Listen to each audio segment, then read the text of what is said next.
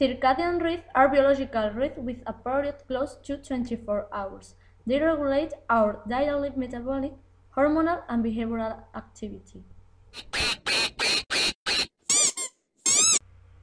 On the right, we have a person who has a good circadian rhythm, and on the left, another person who is altering her cycle.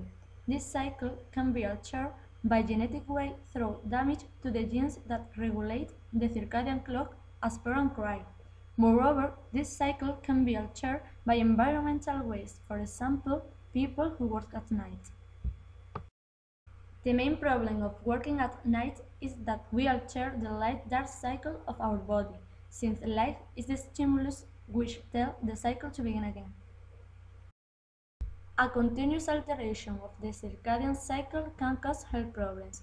This is because the genes that control the circadian clock are involved in cell cycle, in general as tumor suppressor genes. Therefore, an alteration of the circadian clock entails an alteration of the cell cycle, and it may cause cancer.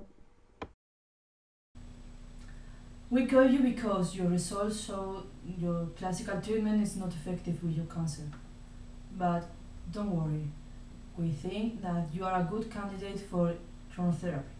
What chronotherapy is?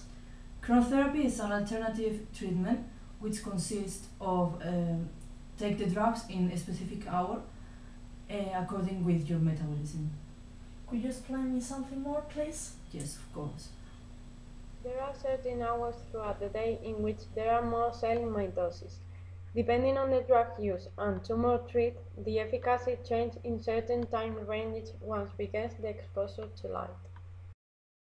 The focus of chronotherapy is determining the optimum time of day to administer the drug, so secondary effects decrease and the efficacy of the treatment increase.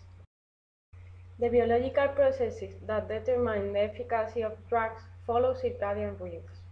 When the drug is inside the tumor cell, its efficacy depends on the circadian phase of proliferation in which the cell is.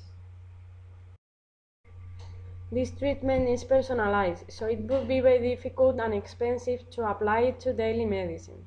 However, its effectiveness is demonstrated, and we believe that it is where the current medicine should improve.